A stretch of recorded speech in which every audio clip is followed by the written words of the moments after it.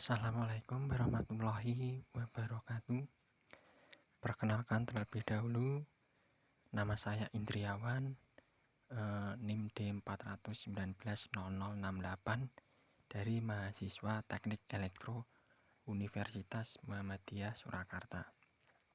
Di sini saya akan sedikit menjelaskan tentang proposal penelitian yang saya buat. Di sini saya akan menjelaskan itu secara singkat dan secara ringkas. Langsung saja, penelitian saya itu berjudul penelitian tentang pembangkit listrik tenaga angin (PLTAN). Langsung dari penjelasannya itu ada daftar isi sebagai berikut: abstraksi, bab 1 pendahuluan, latar belakang, rumusan masalah, tujuan, manfaat, batasan masalah, dan sebagainya. Langsung abstraksi. Nah, di sini abstraksinya itu sedikit banyak, tapi saya akan meringkasnya. Pembangkit listrik tenaga angin adalah suatu pembangkit listrik yang menggunakan angin sebagai sumber energi untuk menghasilkan energi listrik. Dari yang saya jelaskan ini, pembangkit listrik itu yang bertenaga angin, menggunakan tenaga angin. Nah, dari abstraksinya itu menjelaskan komponen-komponen dan cara kerja pembangkit listrik tenaga angin. Cara menggunakan sistem pembangkit listrik tenaga angin di lingkungan perumahan, pemanfaat turbin angin, tipe aksial dengan menggunakan magnet permanen pada pembangkit tenaga listrik. Langsung saja, dari kata kunci itu ada turbin angin, kincir angin, PLTAN, magnet, mikrokontrol, generator, sensor, kelistrikan, dan Arduino. Langsung bab 1 pendahuluan itu berisi latar belakang. Dari latar belakang ini mencangkup seluruh tenaga angin untuk energi listrik, begitu. Keterbatasan energi listrik dan tingginya ketergantungan terhadap bahan bakar fosil yang sudah mulai menipis saat ini membuat pemerintah harus mencari energi lain seperti sumber tenaga yang dihasilkan untuk tenaga listrik, gitu. Lanjut, ini ada rumusan masalah. Untuk rumusan masalah tersendiri ada beberapanya, yaitu apa manfaat turbin angin tipe aksial dengan menggunakan magnet permanen pada pembangkit tenaga listrik. Ada apa pengaruh kecepatan angin dan jumlah sudut terhadap daya listrik yang dihasilkan pada kincir angin tipe horizontal. Aspek-aspek apa saja yang mendukung pembangkit listrik tenaga angin di PT Lentera Angin Nusantara, dan bagaimanakah sistem turbin angin The Sky Dancer 500 TSD 500 dalam menghasilkan energi listrik. Berapakah energi listrik yang dihasilkan pembangkit listrik tenaga angin PT Lentera Angin Nusantara selama 2 bulan.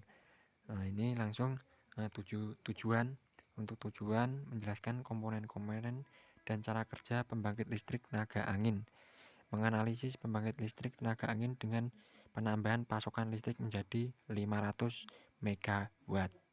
Cara menggunakan sistem pembangkit listrik tenaga angin di lingkungan perumahan, perancang sistem terkendali, kualitas daya yang optimal sesuai dengan kebutuhan, mengkaji potensi angin dan teknologi pada PLTAN.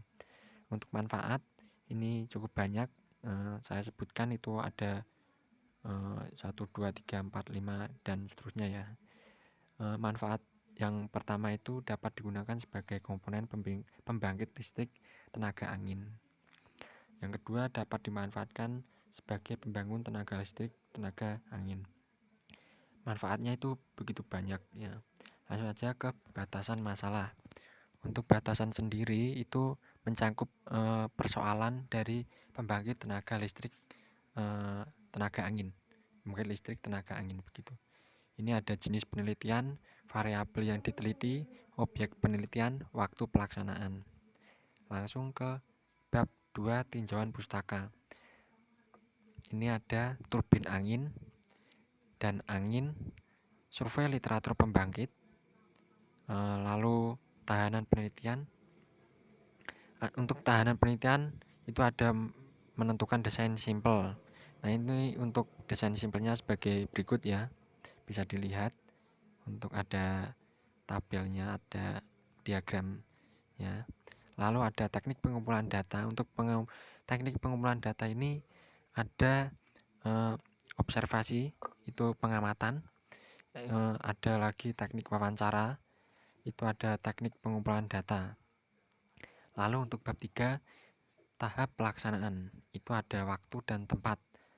Di sini saya melakukan pada bulan April sampai dengan Juli 2021. PT Lentara Angin Nusantara, Desa Ciheras, Tasikmalaya. Berhubung ini adanya pandemi COVID-19, maka penelitian ini saya lakukan secara terbatas dan menunggu situasi yang memungkinkan. Tahapan pelaksanaan lanjutnya itu bahan dan alat. Ini ada beberapa bahan dan alat sebagai berikut, berupa angin, turbin angin, magnet, mikrokontroler, generator, Arduino, motor listrik, kabel, dan sensor. Selanjutnya ada metode penelitian. Untuk metode penelitian ini seperti langkah-langkah tapi dipersingkat gitu, untuk penjelasannya lebih ringkas. Lalu ada hasil dan pembahasan. Ini hasil dan pembahasannya begitu banyak manfaat, cara kerja, terus efek samping, bahkan sampai manfaat yang begitu mendalam untuk kelistrikan ya. Untuk sendiri itu listrik itu saat ini sangat diperlukan dan sangat penting bagi kehidupan sehari-hari. Ini salah satu hasil dan pembahasan yang saya buat. Itu ada banyak. Ini juga ada tabel kondisi angin. Ini ada juga tabel kecepatan angin. Lalu ada selanjutnya sistem pengukuran daya angin. Ini untuk pengukuran daya angin ini ada rumusnya, ada perhitungannya juga. Lalu di sini ada tabel hasil pengujian pertama pembangkit listrik tenaga angin menggunakan generator DC. Lalu tabel kedua yaitu hasil perhitungan pengaruh angin terhadap daya generator. Ini seperti ini. Lalu kesimpulan. Untuk kesimpulan yaitu pengaruh perubahan kecepatan angin pada pembangkit listrik tenaga angin PLTA terhadap daya yang dihasilkan generator DC. Hasil pengukuran diperoleh dengan mengamati hasil pengukuran tegangan, arus, putaran turbin, dan dapat disimpulkan bahwa dari hasil perhitungan yang dilakukan selama 1 hari mulai pukul 9 sampai 19.00 waktu Indonesia Barat, didapat hasil pada tegangan rata-rata 2,56 volt dan daya angin sebesar 27,6 watt, sedangkan pada daya generator sebesar 136,3 watt. Pemanfaatan turbin angin tipe aksial dengan menggunakan magnet permanen pada pembangkit tenaga listrik. Kincir angin tipe horizontal. Pengaruh kecepatan angin dan jumlah sudut terhadap daya listrik yang dihasilkan pada kincir angin tipe horizontal. Berdasarkan penelitian pengujian pada pembangkit listrik tenaga angin, maka saran yang dapat disampaikan adalah perlu diadakan penelitian lanjutan mengenai pemanfaatan energi angin agar energi terbarukan ini dapat dikembangkan menjadi pembangkit energi listrik hybrid sehingga mampu menjadi pembangkit energi alternatif yang lebih efisien untuk berbagai keperluan manusia yang tidak tersuplai listrik PLN begitu. Ini bab 4 ada biaya dan jadwal kegiatan. Anggaran biaya. Ini yang pertama ada biaya peralatan penunjang, itu ada 1.554.000. Yang kedua biaya bahan habis pakai itu 1.245.000 rupiah.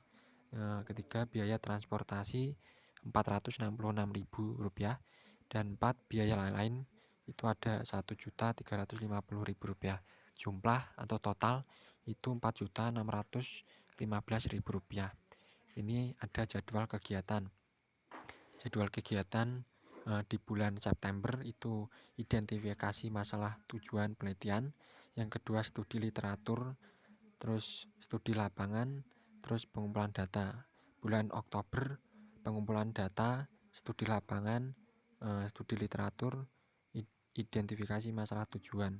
Untuk bulan November itu hanya studi literatur, studi lapangan, pengumpulan data, terus pengolahan data, terus penulisan laporan akhir. Sementara di bulan Desember itu ada 3, yaitu pengolahan data, terus analisis dan kesimpulan, dan penulisan laporan akhir. Ini untuk daftar pustakanya.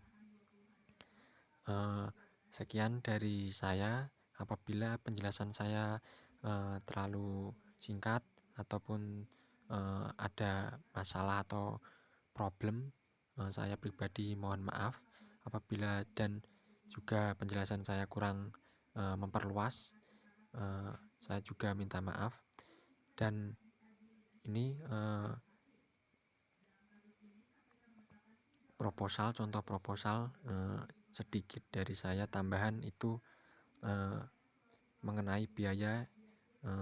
Untuk biaya itu menggunakan biaya sendiri. Lebih baik itu menggunakan biaya anggaran yang ada di untuk biaya itu ada di universitas begitu. Lebih baik menggunakan biaya dengan semaksimal mungkin. Terima kasih atas partisipasinya, atas perhatiannya. Saya cukupkan. Terima kasih. Assalamualaikum warahmatullahi wabarakatuh.